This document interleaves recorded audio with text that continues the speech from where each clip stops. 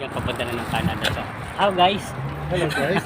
You are going to Canada now, ah? Sabi ko, hindi kita makakalimutan kaya. Di Sabi ko, yayaan yung si Ricky Boca. Sabi ko, kaya malilimutan. isama mo siya. Sabi ko, isama mo si Ricky Boca. Para kasi huling pagkikita na namin na ito. Dapat.